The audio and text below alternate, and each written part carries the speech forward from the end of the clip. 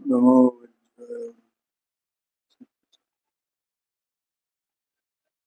सर्वव्यापी सर्वकाय परात्मे सोपलब्धि सिद्धाय ज्ञानानंदात्मने।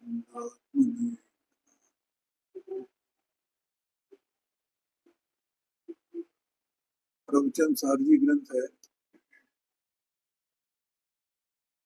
इसमें ज्ञेय तत्व प्रज्ञापन महाधिकार की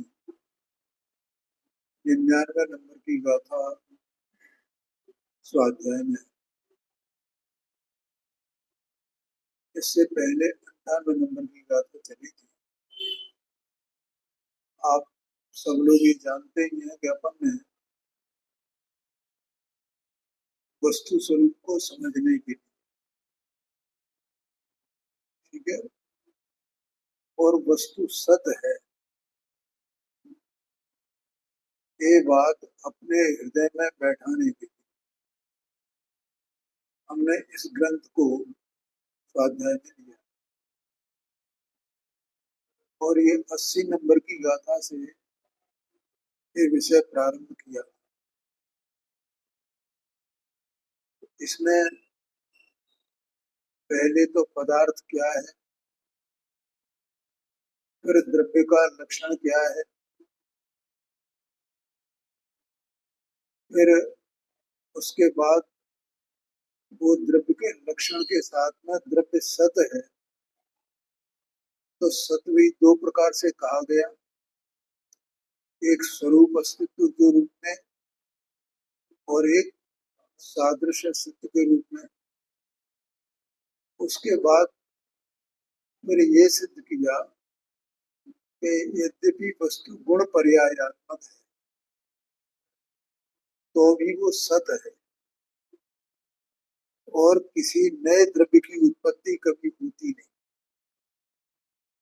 ये द्रव्य की उत्पत्ति नहीं होती है, इसमें भी द्रव्य का त्रिकाल सतपना गर्भित है, क्योंकि द्रव्य की उत्पत्ति नहीं होती तो द्रव्य का त्रिकाल सतपना है, तो ठीक है, कोई नए द्रव्य की उत्पत्ति। अगर द्रव्य असत हो तो उसकी उत्पत्ति हो, जिसकी उत्पत्ति हो और जिसका विनाश हो वो तो असत है, ठीक है। और सत है माने जो हमेशा है,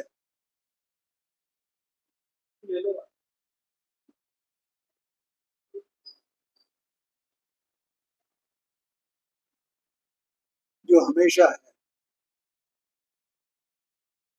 तो और दूसरा ये कि सत और द्रव्य में कोई भेद नहीं, जो सत है सो द्रव्य है, द्रव्य है सो सत है, ठीक है। कल हम लोगों ने सत के ऊपर ही विशेष जोर दिया, ठीक है। जैसे सुख का परिणमन हुआ, दुख का परिणमन हुआ, तो एक सत वस्तु है तो वही तो हो रही है उस प्रकार से। लेकिन मैंने अपने सत को पहचाना ही नहीं, मैं पर के सत को अपने सत में मिलाते देख रहा हूँ। मेरा सत न्यारा है और पर का सत न्यारा है। मेरा जो परिणाम हो रहा है वो परिणाम मेरे ही भीतर है, उसका पर से मात्र भी कोई संबंध नहीं है। पर का जो परिणाम हो रहा है तो पर में पर के भीतर स्वयं से हो रहा है, मेरे सत से उसका कोई संबंध नहीं। ये बात अपन ने कल पंचाशत संग्रह ग्रंथ के माध्यम से स्वाध्याय में दी थी। और अब यहाँ पर ये 99 नंबर की गाथा पहले हो चुकी थी थोड़ी सी ये, और बीच में व्यवधान आ गया। और अब यहाँ पर ये कहते हैं, जैसे पहले कहा था गुण पर्यायात्मक होने पर भी सत है वस्तु, नए द्रव्य की उत्पत्ति नहीं होती है और द्रव्य और सत एक ही है। अब इसी प्रकार यहाँ पर वस्तु उत्पाद में द्रव्यात्मक है और ऐसा होने पर भी वो सत है, ये सिद्ध करते हैं। ठीक है, अब इसमें अपन ने कितनी बात पढ़ी थी, वो सब बातें मैं आपको वैसे ही बताता हूँ, आपको सबको रिकलेक्ट हो जाएगा, याद आ जाएगा। देखो, जो वस्तु है, वस्तु माने अपना द्रव्य है, समझना। आप स्वयं द्रव्य है ना, तो उसी को अपन लक्ष्य करें। वैसे तो किसी को किसी वस्तु को लक्ष्य किया जा सकता है, लेकिन अपना जब द्रव्य है, स्वयं आप द्रव्य है, तो उसको ही लक्ष्य करके अपन चर्चा करते हैं। तो वस्तु है, तो उसमें एक तो उसका वास्तु है, ठीक है, और एक उसकी वृत्ति है। ठीक, वास्तु क्या है? असंख्यात प्रदेश के उसके वास्तु। वृत्ति क्या है? वृत्ति माने स्वभाव। उत्पाद व द्रव्यात्मकता उसका स्वभाव, उसकी वृत्ति। क्या माने? वृत्ति माने उत्पाद व द्रव्यात्मकता रूप जो उसका स्वभाव है, वो उसकी वृत्ति है, बस, और कुछ नहीं। अब वास्तु में एक विशेषता ये है, तो उसका क्षेत्र है ना, तो सबसे छोटा अंश उसका उस वास्तु। तो हम उसको विस्तारित करें तो विस्तार आ जाएगा, उसका वास्तु का विस्तार। विस्तार रूप में है ना वास्तु, है? जैसे ये मंदिर बना हुआ, तो इतने विस्तार में है ना ये। ऐसे जो द्रव्य है, तो उसके वास्तु का विस्तार है ना। अब उस विस्तार का छोटे से छोटा अंश क्या होगा, या उसे प्रदेश कहते हैं। ठीक है, तो उसको कहा वास्तु। वास्तु के विस्तार क्रम में उसमें सबसे छोटा अंश वो प्रदेश है। जब मैंने इसका उदाहरण देकर के बताया था आपको, इसका ये विस्तार है ना इसका। अब इसका विस्तार के इस क्रम में जा चले, विस्तार में क्रम, तो एक एक बिंदु से आगे बढ़ेंगे ना, चाहे इधर बढ़े, चाहे इधर बढ़े, चाहे ऊपर की ओर बढ़े, कैसे भी।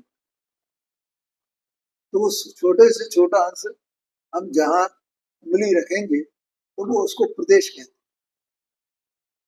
ठीक है, अब वो वास्तु का एक एक सबसे छोटा अंश जो है, वो अपनी अपनी जगह पर स्थित है ना। एक प्रदेश दूसरे प्रदेश की जगह ले सकता है? बोलो पांडे, अगर ऐसा हो जाए तो क्या होगा? कि वास्तु का वास्तुपना अखंड नहीं रहेगा। क्या कहा? वास्तु का वास्तुपना अखंड नहीं रहेगा। बोलो पांडे जी, सरल बात है ना, कठिन बात तो नहीं है ना। तो अखंड रहे, इसके लिए जरूरी ये है कि उसका एक एक प्रदेश अपने स्थान पे ज्यों का त्यों रहे। अब इसके वास्तु में उत्पाद व्यय और द्रव्य को घटित करते हैं।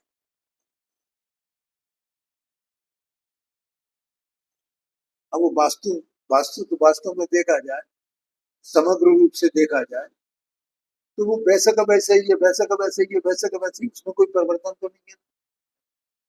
लेकिन अगर प्रदेशों का भेद किया जाए, तो एक प्रदेश दूसरे प्रदेश के स्थान पर नहीं हो सकते। ठीक है, तो उसको इस प्रकार से कहा कि प्रत्येक प्रदेश अपने क्रम में उत्पन्न है और अन्य प्रदेश की अपेक्षा से वो विनष्ट है।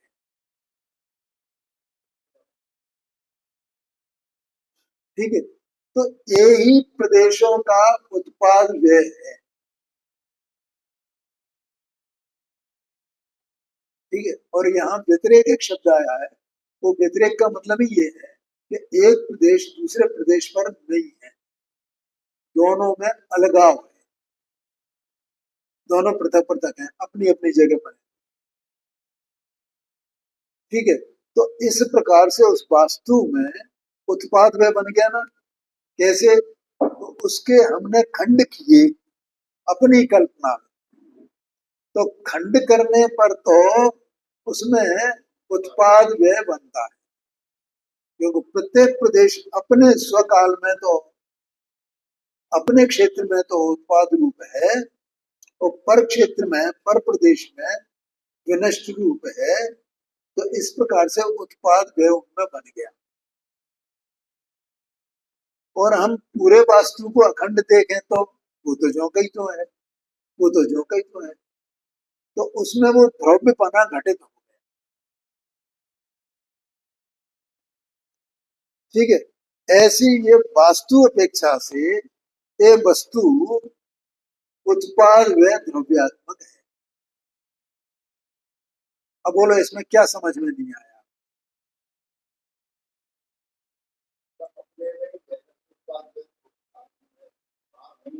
भाग का कहाँ क्या होगा उसमें, उसके वास्तु की अपेक्षा से किया है इसको अभी केवल।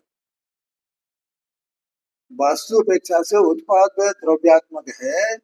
ये बात समझ में आई क्या नहीं आई? बोलो, जिसको नहीं आई हो वो हाथ उठा करके बताए कि सब मेरे को समझ में नहीं आई।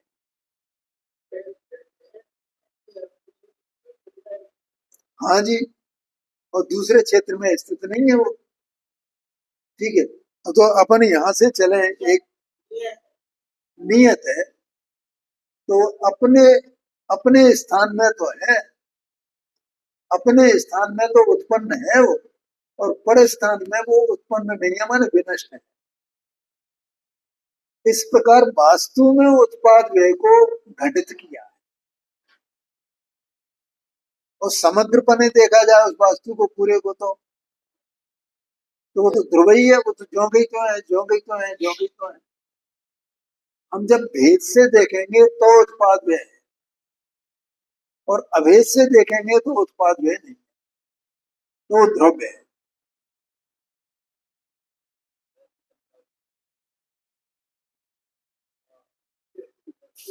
हाँ जी, हाँ जी। ठीक है, अब जैसे ये वास्तु शब्द आया, उसी प्रकार से दूसरा शब्द है वृत्ति। वृत्ति का मतलब क्या होगा? देखो, वस्तु जो है उत्पाद में द्रव्यात्मक है ना, तो वो उत्पाद में द्रव्यात्मक अनाद से है पांडे। कब से? अनाद से। और कब तक रहेगी? अनंत काल। तो इसका मतलब उत्पाद में द्रव्यात्मकता उसका स्वभाव होगा ना।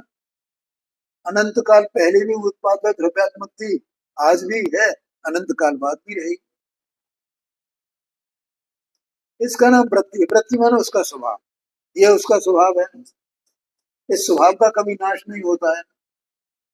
अगर स्वभाव का नाश हो जाए तो वस्तु का नाश हो जाए। ठीक है, तो अनाद से, अब वो ऐसी है, तो अनाद से उसमें हम समय भेद करें उस स्वभाव में। पहले थी, आज भी है, आगे अनंत काल बाद भी है। उस वृत्ति में,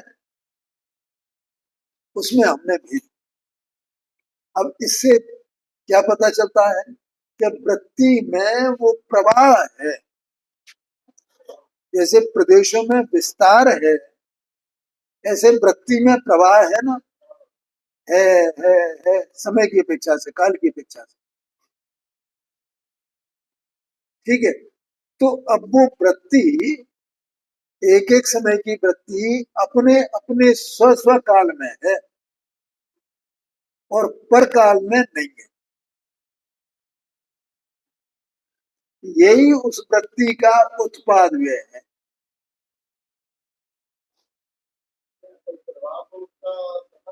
सतत है, अपने अपने काल में उस वृत्ति का एक समय का जो परिणाम है उत्पाद व द्रव्यात्मकता का, तो वो अपने स्वकाल में है ना, दूसरे काल में नहीं है ना। ऐसा कहा। हाँ जी, तो वो प्रवाह क्रम, उस प्रवाह क्रम में भेद किया हमने एक एक समय, तो अपने अपने स्व स्व काल में वो है और दूसरे के काल में नहीं। इस तरह से प्रवाह क्रम में उत्पाद व्यय होता है ना, उसका प्रवाह क्रम का उत्पाद व्यय है। पहले वास्तु में उसका विस्तार क्रम का उत्पाद व्यय था, विस्तार क्रम से, और अब ये प्रवाह क्रम से उत्पाद व्यय। बोलो पांडे जी, ख्याल में आए? अच्छा, अब उसको पूरे रूप से देखा जाए तो हम उसको उत्पाद माने समय समय का भेद न करके अखंड प्रवाह देखें उसको, तो वो अखंड प्रवाह ध्रुव है ना। हाँ जी, वो वैसा का वैसे की वैसे के वैसे वैसे की वैसे, तो वो उसकी ध्रुवता हो गई ना। तो उसमें वृत्ति में उत्पाद व्यय और द्रव्य को घटित की,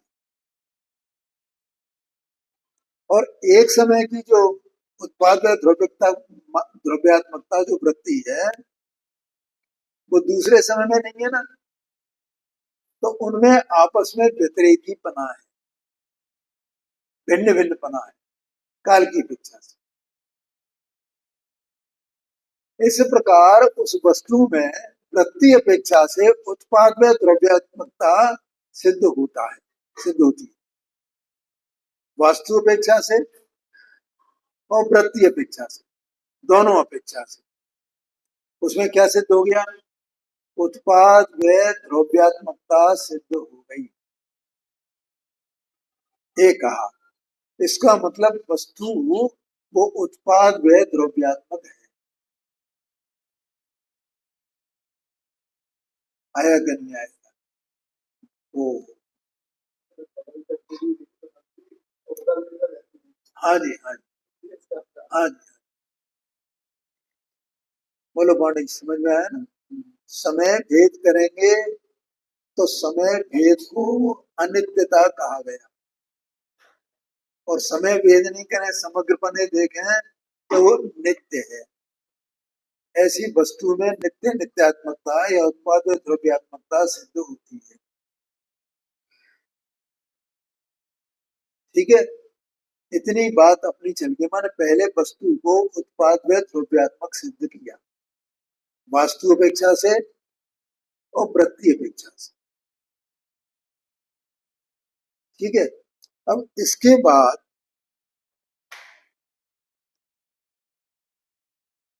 देखो 196 पेज पर है ये जो मैंने कहा है, ये इस पैरा में दिया है 196 पेज पर, तीसरी लाइन से लेना हिंदी का। जैसे वे प्रदेश, अब मैंने जो बोल दिया वो आपको समझ में आ जाएगा, माने वास्तु वाला। वे प्रदेश अपने स्थान में स्वरूप से उत्पन्न और पूर्व रूप से विनष्ट होने से, विनष्ट माने उसमें उसका अभाव होने से। ठीक है पांडे जी, विनष्ट माने उसका उसमें अभाव है। हाँ जी, एक प्रदेश का दूसरे प्रदेश में अभाव है ना। एक प्रदेश दूसरे प्रदेश माने दो प्रदेश एक एक, एक स्थान में नहीं हो सकते ना, इसलिए एक प्रदेश का दूसरे प्रदेश में अभाव है होने से एक बात, तथा सर्वत्र परस्पर अनुस्यूति से रचित एक वास्तुपने द्वारा, ऐसा होने पर भी, प्रदेश का भेद होने पर भी वास्तव में वे सब आपस में एक ही विस्तार है ना, उनका विस्तार तो अखंड ही है ना। इसको कहा अनुस्यूति से रचित, क्योंकि वे सब जुड़े हुए हैं आपस में। जितने प्रदेश हैं उन प्रदेशों से उसका वास्तुपना अखंड है ना। एक वास्तुपने के द्वारा अनुत्पन्न और अविनष्ट होने से, अनुत्पन्न है न हमारे अखंड रूप से देखा जाए ना तो उसका न उत्पाद है न विनाश है, अखंड रूप से देखा जाए। लेकिन अगर खंड करके देखा जाए, उसी पर वस्तु तो जहां की तहां है ना, वस्तु में कुछ हुआ है क्या? यहाँ दो दृष्टियां हैं वस्तु को देखने की, एक खंड करके देखना और एक अखंड रूप से देखना। खंड करके देखें तो उसमें उत्पाद व्यय सिद्ध होता है, और अखंड करके देखें तो उसमें उत्पाद व्यय सिद्ध नहीं होता है। इसका मतलब ये हुआ कि वस्तु उत्पत्ति संहार द्रव्यात्मक है। ठीक है, वस्तु उत्पत्ति संहार, उत्पत्ति माने उत्पाद, संहार माने व्यय, और द्रव्य माने द्रव्य। वस्तु ऐसी है। बोलो पांडे जी, समझ में आया? अब उसी प्रकार जैसे पहले प्रदेश कहा था, उसको परिणाम कहा, जो प्रभाग है। उस प्रभाग क्रम में एक एक समय का एक एक परिणाम है ना, तो वो एक एक परिणाम अपने अपने स्व स्व काल में है, और दूसरे परिणाम के काल में उसका अभाव है। उसी प्रकार के परिणाम अपने अवसर में स्वरूप से उत्पन्न और पूर्व रूप से विनष्ट होने से, ठीक है,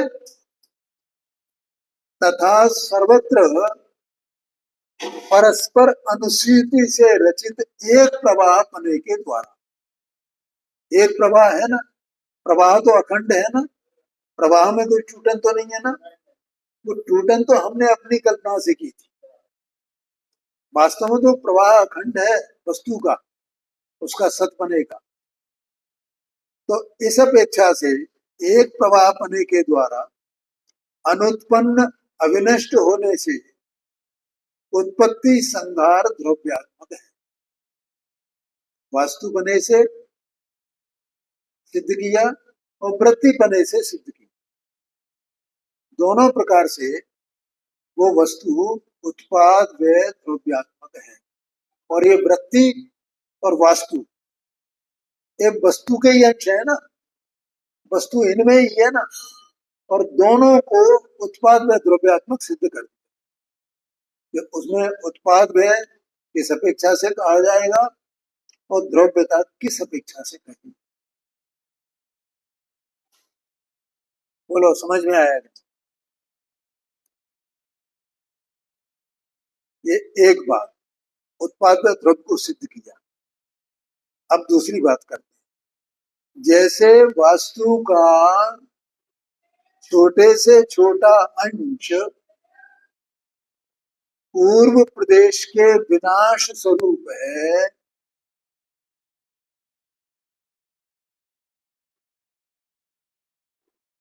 वास्तु का छोटे से छोटा अंश पूर्व प्रदेश के विनाश स्वरूप है, वही अंश उसके बाद के प्रदेश का उत्पाद स्वरूप है। ठीक है, लेकिन परस्पर अनुस्यूति से रचित एक वास्तुपने के द्वारा उसमें न उत्पाद है न विनाश।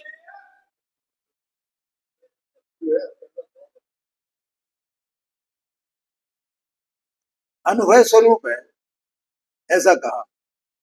दोनों में से एक भी नहीं है। ठीक है, इसी प्रकार प्रवाह का, अब ये प्रवाह पहले वास्तु हो गया ना, अब प्रवाह। अभी दो बातें बताई थी ना, वस्तु की जो रचना है वो वास्तु और प्रवाह वृत्ति उसके द्वारा है वस्तु। इसी प्रकार प्रवाह का जो छोटे से छोटा अंश पूर्व परिणाम के विनाश स्वरूप है, वही उसके बाद के परिणाम के उत्पाद स्वरूप है, तथा वही परस्पर अनुसिद्धि से रचित एक प्रवाह पने के द्वारा अनुभव स्वरूप है। न उसमें उत्पाद है न विनाश है, वस्तु तो ज्यों की त्यों, ऐसा सिद्ध किया। ठीक है, हाँ जी, एक वस्तु इस प्रकार से सत है तो उसमें उत्पाद विनाश है नहीं, वो सत ही है, ये कह दिया।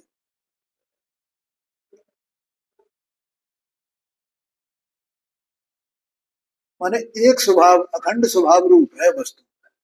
ये दूसरे वाक्य में जो बोला ना, तो अखंड स्वभाव अभेद स्वभाव उसको ए सिद्ध किया और पहले उसकी उत्पाद ध्रुव्यात्मकता सिद्ध की। इस प्रकार स्वभाव से ही त्रिलक्षण परिणाम पद्धति में तीन लक्षण उत्पाद व द्रव्य स्वभाव से ही त्रिलक्षण परिणाम पद्धति में परिणामों की परंपरा में प्रवर्तमान द्रव्य स्वभाव का अतिक्रम नहीं करता। द्रव्य उस अपने स्वभाव रूप अपने स्वभाव रूप अपने स्वभाव रूप अपने स्वभाव रूप रहता है, उसका अतिक्रम नहीं करता, उल्लंघन नहीं करता। इसलिए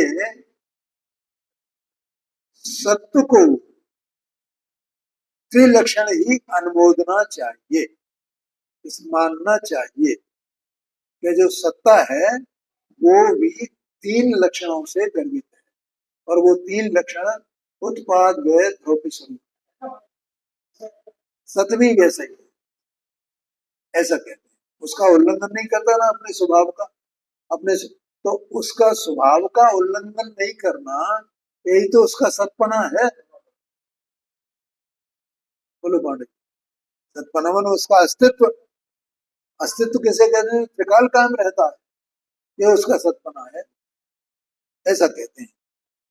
अब यह दृष्टांत देते हैं मोतियों वो हार का।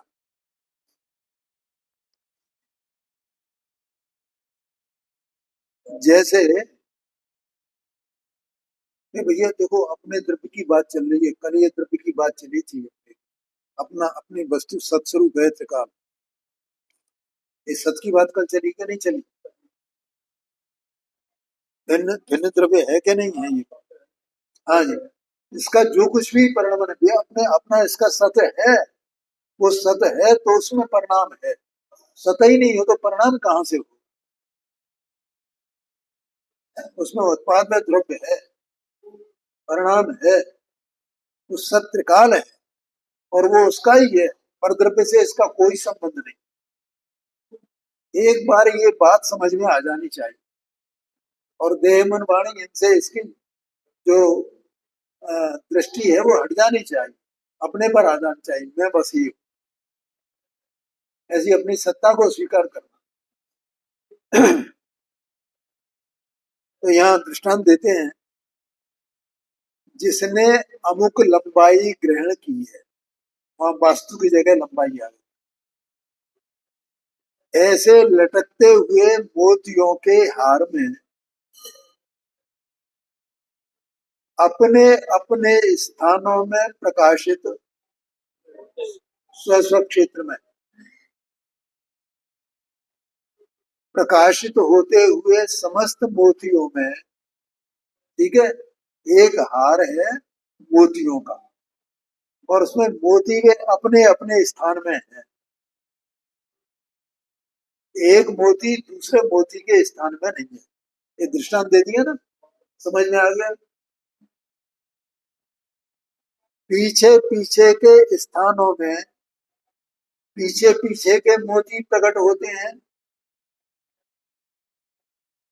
इसलिए, और पहले पहले के मोती प्रकट नहीं होते, ठीक है। माने पहला मोती और बाद का, पीछे माने बाद का। तो पहले मोती को देखें तो पहला मोती अपने दृष्टि में आता है, दूसरा मोती नहीं आता। तो दूसरा मोती आया तो पहला मोती नहीं आया।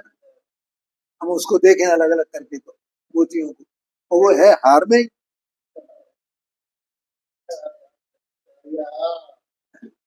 तो ऐसे एक मोती दूसरे मोती की अपेक्षा से उसका उत्पाद है, और दूसरे मोती की अपेक्षा से वो उसका विनाश है, अभाव है। दूसरे मोती के स्थान में नहीं है वो, एक एक मोती अपने अपने स्थान में है। ऐसा सरल सा दृष्टांत दिया है। ठीक है, फिर पढ़ता हूं इसको। जिसने अमुक लंबाई ग्रहण की है, माने वो छोटे बड़े सब तरह के हार होते हैं ना, ज्यादा लंबा हो छोटा हो, ऐसे लटकते हुए मोतियों के हार में अपने अपने स्थानों में प्रकाशित होते हुए सभी मोतियों में पीछे पीछे के स्थान में, पीछे पीछे में बाद बाद के स्थान में पीछे के मोती प्रकट होते हैं, और पहले पहले के मोती प्रकट नहीं होते। आ गया समझ में? क्यों प्रकाश जी? इसलिए तथा सर्वत्र परस्पर अनुस्यूति का रचयिता सूत्र, लेकिन उसमें जिस धागे में पिरोया हुआ उनको, वो धागे से वो सब एक साथ है ना, तो उसको उससे पिरोया हुआ वो सब मोतियों को एक हार के रूप में देखा जाए। सूत्र अवस्थित होने से त्रिलक्षणत्व को प्रसिद्धि को प्राप्त होता है। उसमें तीन लक्षण हो गए ना।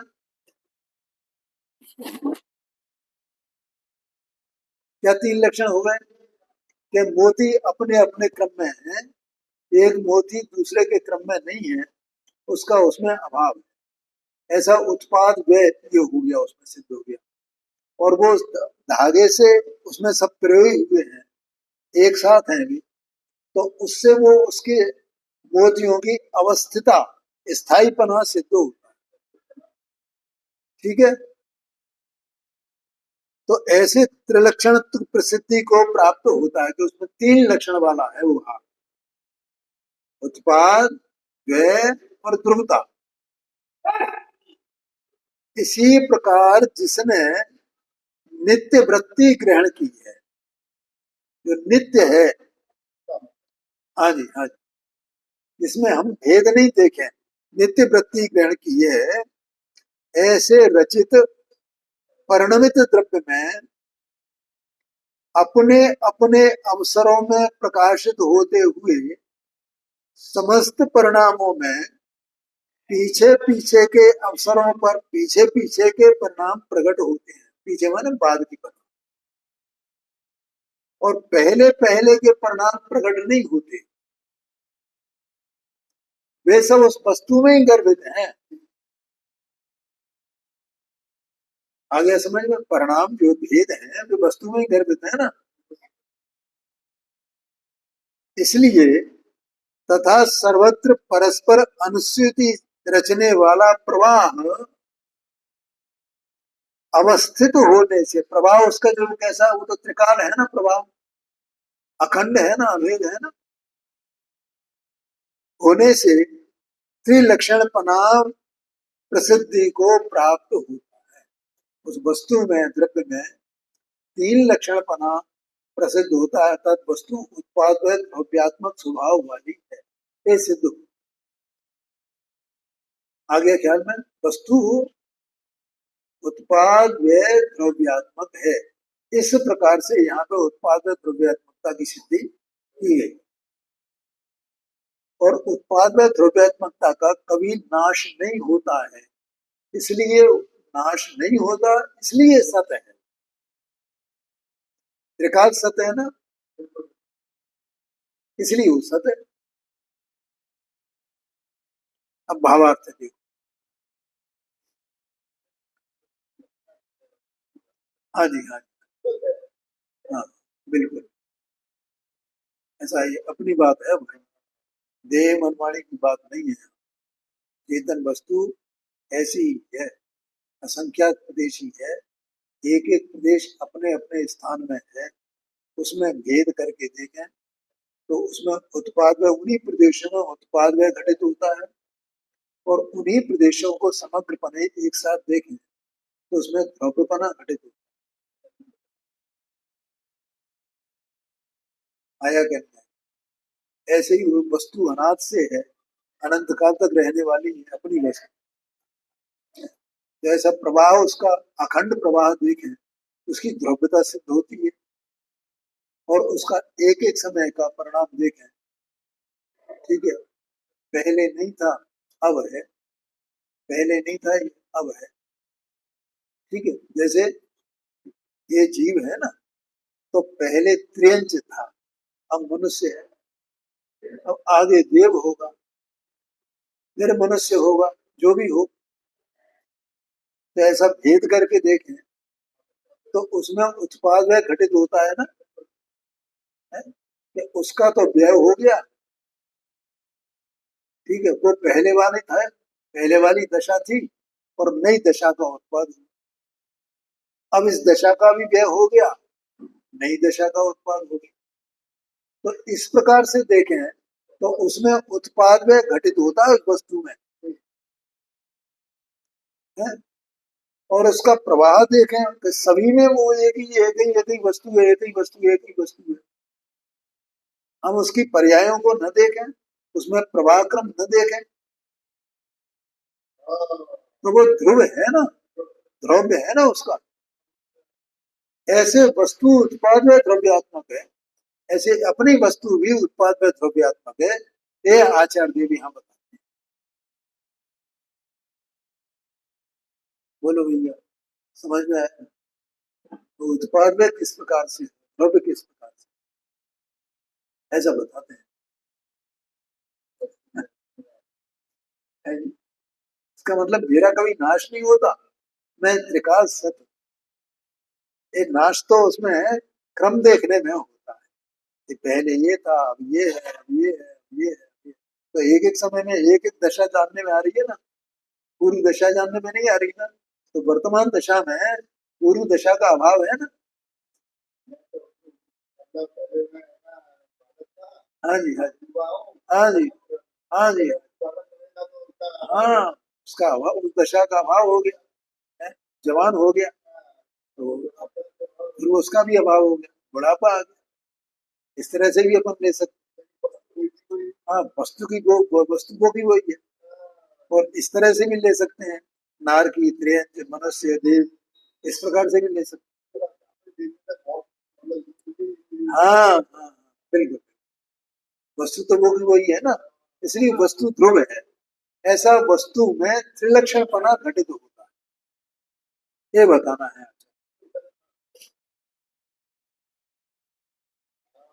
अब देखिए भावार्थ है इसका, तो मैं समझता हूँ गाथा का भाव समझ में आ गया होगा, है ना?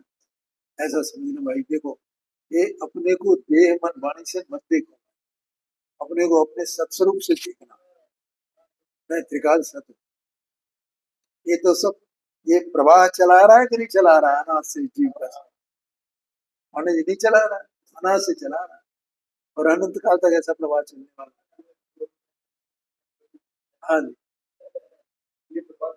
हाँ जी, भावार्थ है। प्रत्येक द्रव्य सदा स्वभाव में रहता है, इसलिए सत है।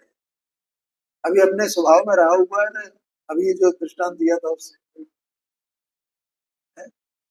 ये इसका स्वभाव है ना, इस प्रकार से पढ़ना। ये पहली पर्याय थी, वो वर्तमान की पर्याय, वर्तमान की पर्याय है, वो भविष्य की पर्याय। ऐसा उत्पाद वह चल रहा है ना, वो वस्तु वो की वही है।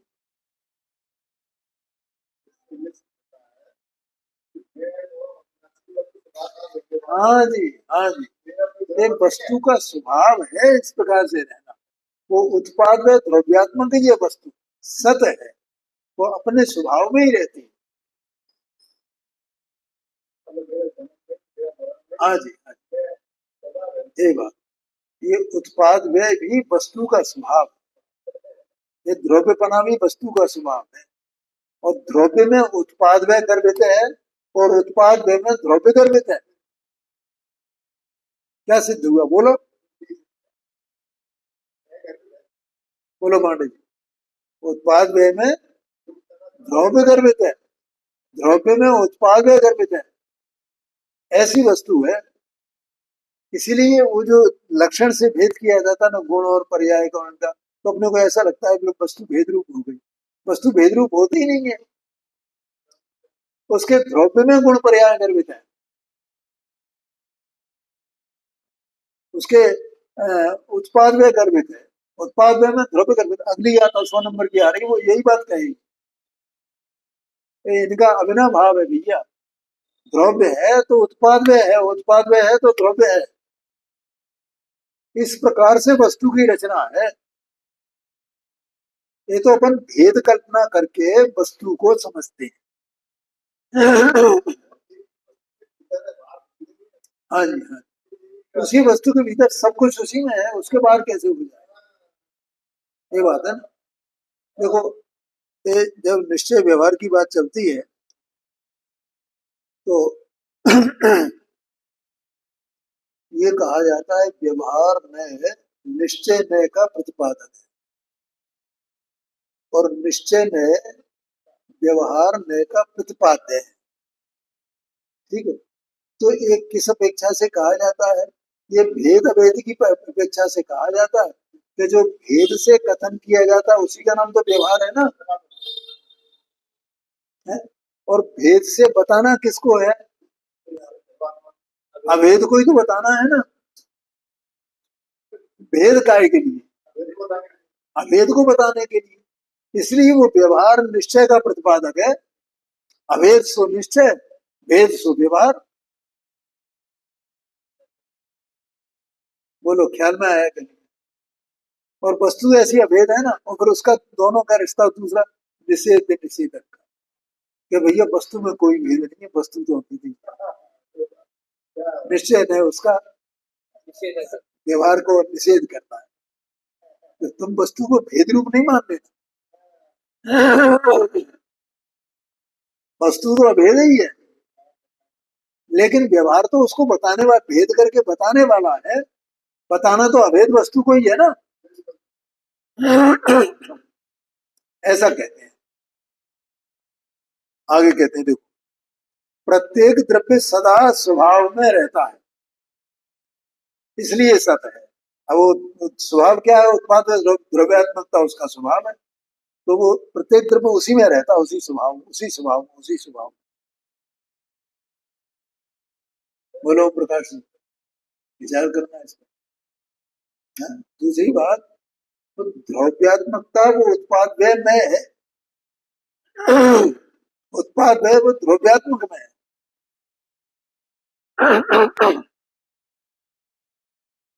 कोई उत्पाद अलग हो और द्रव्य अलग हो, ये अभी अपन ने ये इसमें विचार किया ना, वो कुछ है ही नहीं ऐसा रंच मात्र, तो भी वस्तु उत्पाद है, द्रव्यात्मक है। ऐसा ही स्वरूप है वस्तु का। वह स्वभाव, लो खुद ही कह रहे हैं, वह स्वभाव उत्पाद व्यय द्रव्य स्वरूप परिणाम है। क्या कहा? उत्पाद व्यय द्रव्य स्वरूप परिणाम है वो स्वभाव। ये स्वभाव सत है त्रिकाल।